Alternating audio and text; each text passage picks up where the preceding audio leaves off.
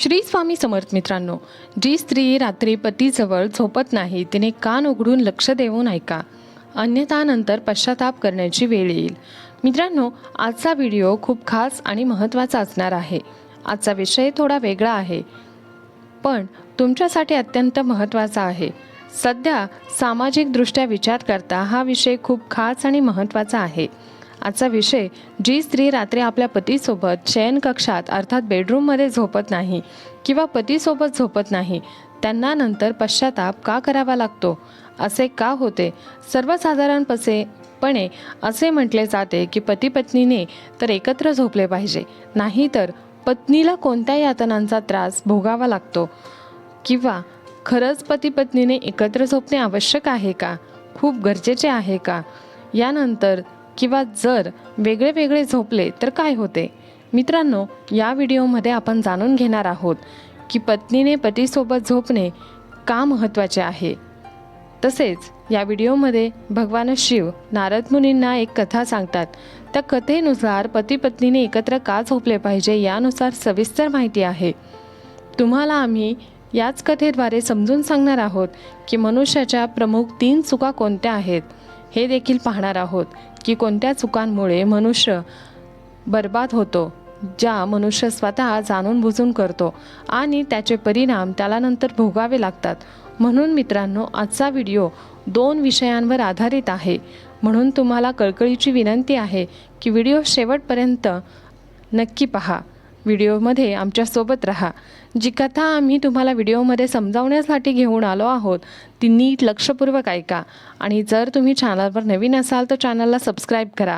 तसेच व्हिडिओला एक लाईक करून कमेंट बॉक्समध्ये जय श्री राधे कृष्ण नक्की लिहा. तुमच्या सर्व इच्छा भगवान श्रीकृष्ण पूर्ण करतील. प्रिय दर्शक हो, एक वेळची गोष्ट आहे. देवर्षी नारद भगवान नारायण नारायण यांचा जप करत पृथ्वीलोकात भ्रमण करत होते. तेव्हा त्यांनी पाहिले की एक माणूस रात्रीच्या वेळी जंगलाकडे खूप वेगाने जात आहे. देवर्षी नारद त्या माणसाला पाहून खूप आश्चर्यचकित झाले आणि ते विचार करू लागले की एवढ्या रात्री जेव्हा सगळेच आपल्या घरामध्ये गाढ झोपलेले असतात, तेव्हा हा माणूस एकटाच जंगलाकडे का जात आहे. असा विचार करत देवर्षी नारद त्याच माणसाचा पाठलाग करू लागले. तो माणूस अगदी वेगाने पुढे जात होता आणि देवर्षी नारदसुद्धा आकाशमार्गानेच त्याचा पाठलाग करत होते. जेव्हा काही वेळाने तो माणूस एका झोपडीजवळ पोहोचतो, जिथे एक अतिशय सुंदर देखणी स्त्री झोपडीच्या बाहेर उभी असते. ती दिसायला अतिशय सुंदर होती. जेव्हा तिने त्या तरुण माणसाला येताना पाहिले तेव्हा ती म्हणू लागली, या, मी खूप वेळपासून तुमची वाट पाहत होते. तुम्ही आज खूप वेळ केलात. तरुण माणूस उत्तर देतो, प्रिये, आज माझी पत्नी खूप उशिरा झोपली म्हणून मला येण्यास थोडा उशीर झाला.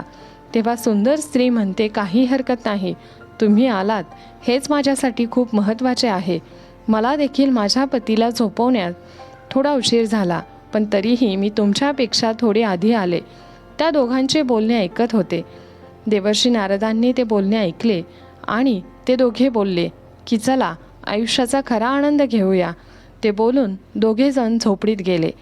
इकडे देवर्षी नारद विचार करू लागले की पृथ्वी लोकातील स्त्री पुरुष जे विवाहाच्या पवित्र बंधनात अडकलेले असतात, तरीही आपल्या जीवनसाथीचा असा विश्वासघात करून परक्या स्त्रीबरोबर संबंध ठेवताना यांना लाज वाटत नाही का?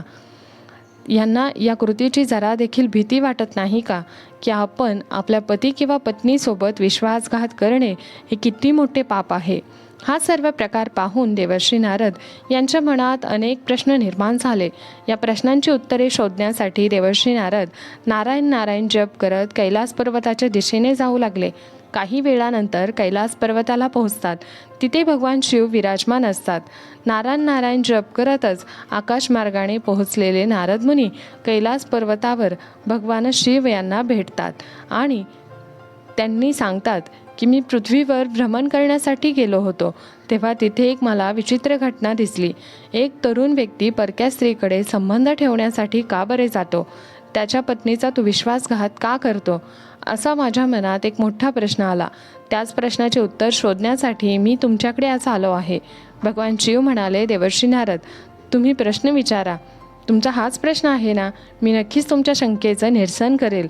नारदजी म्हणाले, हे प्रभू, मी तुमच्याकडून जाणून घेऊ इच्छितो की काही स्त्रिया त्यांच्या पतीसोबत का झोपत नाहीत, त्यांना रतिक्रिया करू देत नाहीत.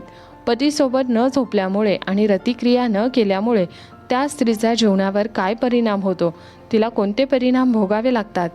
हे प्रभू, मनुष्य आपल्या जीवनात अशा कोणत्या 3 चुका करतो ज्यामुळे मनुष्याला त्याचा पश्चाताप आयुष्यभर करावा लागतो. आपल्या आयुष्यात कोणती 3 कार्य कधीही करू नयेत. भगवान शिव देवर्षी नारद यांचे बोलणे ऐकून म्हणाले, हे देवर्षी नारद, आज तुम्ही समस्त मानव जातीच्या कल्याणाचा प्रश्न विचारला आहे. तुम्ही फारच उत्तम प्रश्न विचारला आहे. हा प्रश्न प्रत्येक मनुष्याने एकदा तरी जाणून घेतला पाहिजे. कारण काही लोक तरुणपणात केलेल्या चुकांमुळे आपले संपूर्ण जीवन बर्बाद करतात. जे लोक आपले जीवन आनंदी ठेवू इच्छितात त्यांच्यासाठी या 3 गोष्टी खूप महत्त्वाच्या आहेत. आता मी तुम्हाला एक महत्त्वपूर्ण आणि ज्ञानवर्धक कथा या प्रश्नांची उत्तरे देण्यासाठी सांगणार आहोत. तुम्ही ही कथा लक्षपूर्वक ऐका. भगवान शिवाच्या मुखातून हे ऐकताच देवर्षी नारद म्हणाले, मी ही कथा लक्ष देऊन ऐकणार आहे. मी तुम्हाला वचन देतो. कथा सुरुवात करा. हे प्रभू, या कथेचा प्रसार मी सर्व लोकांमध्ये करेल. यानंतर भगवान शिव कथा सांगण्यास सुरुवात करतात आणि म्हणतात, फार वर्षापूर्वीची गोष्ट आहे. एक शेतकरी होता. त्याला एक मुलगा होता ज्याचे नाव गजानन होते. तो शेतकरी खूप मेहनती आणि श्रीमंत होता. त्याला त्याच्या शेतातून चांगले धान्य मिळत होते. तो काही धान्य बाजारात विकून पैसे मिळवत असे. त्यामुळे त्या पैशातून तो त्याच्या स्वतःच्या गरजा भागवत असे.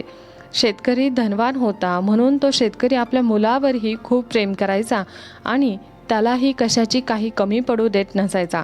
त्याने खूप स्वातंत्र्य दिले होते आणि अधिक स्वातंत्र्यामुळे त्याचा मुलगा गजानन अगदी बिघडत चालला होता. तो वाया गेला होता. पण जे लोक आपल्या मुलांना खूप स्वातंत्र्य देतात, पैसा पाण्याची कमी भासू देत नाहीत, त्यांची मुले अशीच वाईट मार्गाला लागतात. मुलांना खूप स्वातंत्र्य देऊ नये. गजाननने लग्नाआधीच वेश्येकडे जाण्यास सुरुवात केली.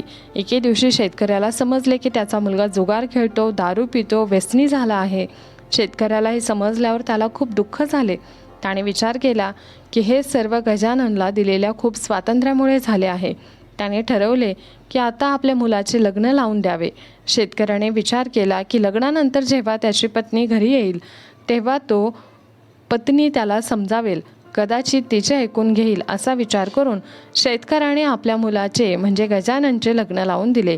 विवाह झाल्यानंतर गजानन घरातच राहू लागला, कारण त्याची पत्नीसुद्धा अत्यंत सुंदर, मनमोहक आणि रूपवती होती.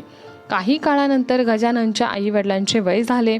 ते फार वृद्ध झाले आणि एक दिवस असा आला की त्यांना हे जग आणि संसार सोडावा लागला. मित्रांनो, पुढे भगवान शिव म्हणाले, देवर्षी नारद, खरी कथा तर आता इथून पुढे सुरू होते. गजाननची पत्नी अत्यंत सुंदर होती. त्यामुळे गजाननची कामवासना शांत होऊ लागली होती. पण जुगार खेळायची सवय काही गेलेली नव्हती. गजानन जुगारात आपली सर्व संपत्ती गमावून बसतो. त्याच्याकडे आता काहीच उरत नाही. त्याच्याकडे ना पैसा होता ना कोणते कौशल्य होते. देवर्षी नारद एके दिवशी त्याच्या पत्नीने सांगितले, आता आपल्याकडे काहीही शिल्लक राहिलेले नाही. तेव्हा तुम्ही आजच्या आजच राजाकडे जा आणि तिथे काहीतरी काम शोधा, जेणेकरून आपले जीवन चालवता येईल. तेव्हा भगवान शिव म्हणाले, समजण्यासारखी गोष्ट आहे की जर एखादी व्यक्ती राजाकडे नोकरी मागण्यासाठी जातो तर राजा आधी विचारतो की नक्की तू काय करू शकतो बाबा, तुझ्याकडे काय चांगले कौशल्य असेल. तर राजा म्हणाला, नोकरी किंवा मग एखाद्या कोणत्या तरी कामावर ठेवा. असं राजाला जेव्हा आपण म्हणतो तेव्हा राजा त्या कामामध्ये निपुण आहे अशी नोकरी देतो. गजाननला तर काहीच येत नव्हते.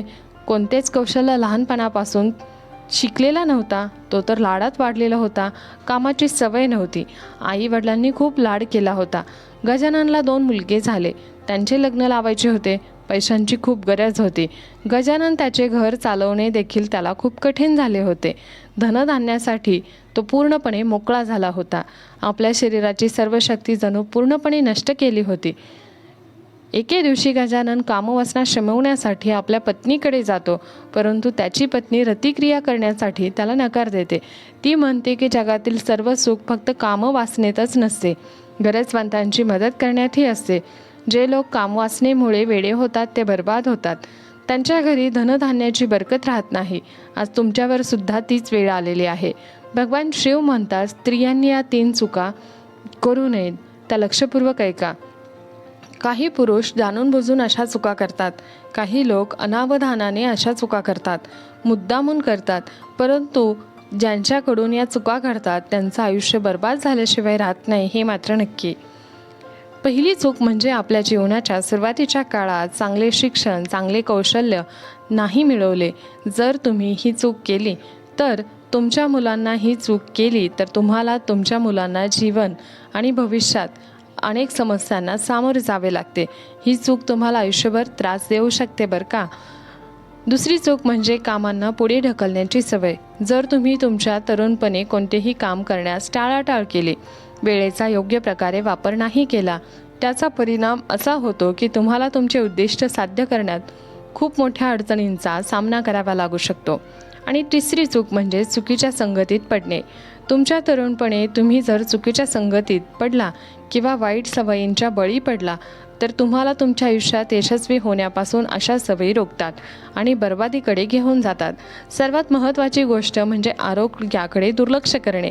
जर तुम्ही तुमच्या तरुणपणी तुमच्या शारीरिक आणि मानसिक आरोग्याकडे लक्ष दिले नाही तर तुम्हाला पुढे जाऊन अनेक प्रकारच्या आजारांना, रोगांना सामोरे जाऊ लागू शकते.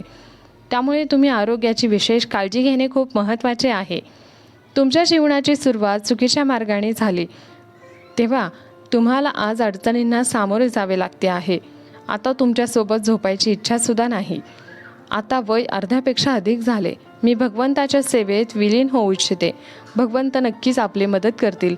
आता ही वेळ आहे आपल्या आत्म्याला परमात्म्याशी जोडायची. आपण बालावस्थेतून तरुण्यापर्यंत लोकांचे जीवन ब्रह्मचारी असते. ब्रह्मचर्यानंतर ते वैवाहिक जीवनात प्रवेश करतात. वैवाहिक जीवनात दाम्पत्य पुत्राची कामना करतात आणि पुत्र झाल्यावर सून मिळवण्याची इच्छा असते. मग ते वृद्ध होतात. परत त्या ब्रह्मचारी जीवनात ते परत जातात जेथून ते वैवाहिक जीवनात आले होते. त्यामुळे आता ब्रह्मचार्य जीवनात जाणेच योग्य आहे. ज्या प्रकारे आपण आपले तारुण्य वाईट सवयींमुळे बरबाद केले, आता तरी तुम्हाला कळले असेल की तुमच्यासोबत कामवासनेत का सहभागी मी होऊ शकत नाही आणि तुमच्यासोबत रतिक्रिया का करू इच्छित नाही. आता आपले एकच महत्त्वाचे काम ते म्हणजे आपल्या मुलांची लग्न करून देणे. तुम्ही तुमची कामवासना विसरून मेहनतीवर लक्ष केंद्रित करा. भगवंत नक्कीच आपले मदत करतील, ऐकतील. भगवान शिव सांगतात, जे लोक माझ्याशी सत्यमनाने जोडले जातात त्यांना कधीच कोणत्याही गोष्टीची कमतरता भासत नाही. मग एके दिवशी काय होतं की एक वृद्ध स्त्री गजाननच्या घरी येते. ती वृद्ध स्त्री गजाननच्या पत्नीला आपली सर्व संपत्ती देऊन टाकते आणि तिच्या घरी राहायला लागते. ती म्हणते की मला संतती नाही, तू मला 2 वेळच्या जेवणाची सोय करत असेल तर तेच माझ्यासाठी पुरेसे आहे. मग ती स्त्री गजाननच्या घरी राहू लागली. गजानन आपल्या 2 मुलांचे लग्न लावले. पूर्ण कुटुंबासह आनंदाने सर्वजण राहू लागले. भगवान शिव पुढे सांगतात, त्या वृद्ध महिलेच्या संपत्तीमुळे गजाननच्या कुटुंबाची परिस्थिती पुन्हा सुधारली होती. त्याच्या घरी पैसे आले, पण गजानन जो चुकीच्या मार्गाने चालू लागला त्याच्या पत्नीने त्याच्यासोबत झोपण्यास नकार दिला, कामवासनेत सहभागी होण्यास नकार दिला. यामुळे गजानन दुसऱ्या मार्गावर, जो त्याच्यासाठी खूप चुकीचा होता, त्याच्यानंतर तो दुसऱ्या स्त्रीच्या प्रेमात अडकला. कारण त्याची पत्नी व त्याच्यासोबत झोपत नव्हती. त्याला सोडून दुसरीकडे ती झोपत होती. न त्याच्यासाठी ती रतिक्रिया करत होती ना त्याची कामवासना शमवण्यासाठी गजानन दुसऱ्या महिलेच्या प्रेमात पडला. दररोज तिच्याकडे जाऊ लागला. ही चूक गजाननची नव्हती तर त्याच्या पत्नीची होती. की तिचा अर्थ असा की स्त्रियांनी आपल्या पतीचा त्याग असा करू नये जसा गजाननच्या पत्नीने केला. कारण जर एखादी स्त्री आपल्या पतीसोबत झोपणे सोडून देते, रतिक्रिया करणे पूर्ण बंद करते, तर पती चुकीच्या मार्गावर निघून जातोच. त्याचसोबत पती जर व्यसनाच्या अधीन गेला तर त्याला अजून वेगवेगळ्या वाईट सवयींची लागण होते. त्यासोबतच पत्नीकडे लक्ष देत नसेल तर पत्नी देखील चुकीच्या मार्गाने जाऊ शकते. जसे गजाननसोबत ती स्त्री रतिक्रिया करत होती. त्यामुळे पत्नीचे कर्तव्य आहे की आपल्या पतीला योग्य मार्गावर हळूहळू आणायला पाहिजे. एकदमच सगळे सोडून देणे योग्य नाही. जर तुम्ही एखादी पूजा अनुष्ठान करत असाल तर अशा वेळीसुद्धा आपल्या पतीला विश्वासात घेऊन अशा गोष्टी बंद कराव्यात, अन्यथा त्याचा परिणाम वाईट होतो असे समजून सांगावे. पत्नी जरी चुकीच्या मार्गावर गेली तरी ते पतीसाठी चांगली नसते, मग ती पुरुषाला अशा व्यसनापासून दूर करू शकत नाही. हाच त्याचा अर्थ असतो. कारण एक स्त्री घरात सर्व काही असते. स्त्री आदिशक्ती आहे, तीच माता लक्ष्मी आहे, तीच सरस्वती सुद्धा आहे. त्यामुळे पतीलाही चुकीच्या मार्गावर जाऊ न देणे हे स्त्रीच्याच हातात असते. आता मी स्त्रियांसाठी 3 महत्त्वाच्या गोष्टी सांगू इच्छितो, ज्या त्यांनी कधीही करू नयेत. पहिली गोष्ट, स्त्रीने आपल्या पतीसोबत रात्री विश्रांती घेणे, त्याच्यासोबत झोपणे पूर्णपणे सोडू नये. जर एखादी स्त्री आपल्या पतीसोबत झोपण्यास नकार देते तर पती दुसऱ्या स्त्रीचा शोध नक्कीच घेतो. दुसरी गोष्ट म्हणजे स्त्रीने आपल्या पतीसोबत रतिक्रिया करणे बंद करू नये. जी स्त्री आपल्या पतीसोबत रतिक्रिया करत नाही, पूर्णपणे सोडते, तिचा पती व्यभिचारी बनतो, परक्या स्त्रीकडे आकर्षित होतो आणि स्त्रीच्या संसाराची पूर्णपणे वाट लागते. त्यामुळे आपला पती आपल्याशी प्रामाणिक कसा राहील, आपला संसार सुखाचा कसा होईल, याकडे प्रत्येक स्त्रीने लक्ष दिले पाहिजे. तिसरी गोष्ट म्हणजे स्त्रीने आपल्या पतीच्या सर्व इच्छा पूर्ण करायला हव्यात. जी स्त्री असे करते ते हळूहळू आपल्या पतीला योग्य मार्गावर नक्कीच आणते. ती स्त्री उत्तम स्त्री मानली जाते. आपल्या पतीसोबत शारीरिक संबंधाचा त्याग करते. आपल्या पतीच्या व्यभिचारी होण्याला ती स्त्री स्वतः जबाबदार असते. स्त्रीने आपल्या पतीसोबत रतिक्रिया केली पाहिजे. त्याच्या कामवासनेला शांत केले पाहिजे, जेणेकरून तिचा पती परक्या स्त्रियांच्या जाळ्यात अडकणार नाही. पतीने पत्नीजवळ झोपले पाहिजे. हे वैज्ञानिकदृष्ट्या सुद्धा सिद्ध झाले आहे. पती पत्नीने जवळ झोपल्याने हृदयविकाराचा झटका कधीही येत नाही. कारण पती पत्नी एकमेकांच्या जवळ असताना सर्व चिंता विसरून ते एकमेकांशी प्रेमाने राहतात. पती पत्नी एकत्र किंवा जवळ झोपल्यामुळे भावनिक सुरक्षितता वाढून तणाव कमी होतो, ज्यामुळे रक्तदाब व कॉर्टिसोल तणाव संप्रेरक नियंत्रणात राहतात, जे थेट हृदयाचे आरोग्य सुधारण्यास मदत करतात. त्यामुळे हृदयविकाराचा झटका रोखण्यास मदत करतात. पुढची गोष्ट म्हणजे स्त्रीने समजून घेतली पाहिजे, ती म्हणजे तिचा पती कामवासनेत खूपच लुप्त असेल तर हळूहळू त्याला योग्य मार्गावर आणावे. त्याचबरोबर चांगला संवाद साधून चांगल्या मार्गास घेऊन जावे. जिथे भगवंताची चर्चा चालू असते तेथे जावे. त्याच्या दूषित बुद्धीमध्ये सुधारणा येऊ शकेल. भगवंताचे भजन रोज करू शकेल. भगवंताच्या तपस्येत लीन होऊ शकेल. तेव्हाच त्या पत्नीचे जीवन यशस्वी होते. असे होऊ नये की स्त्री भगवंताच्या भजनात लुप्त झाली आणि पती मात्र चुकीच्या मार्गावर गेला.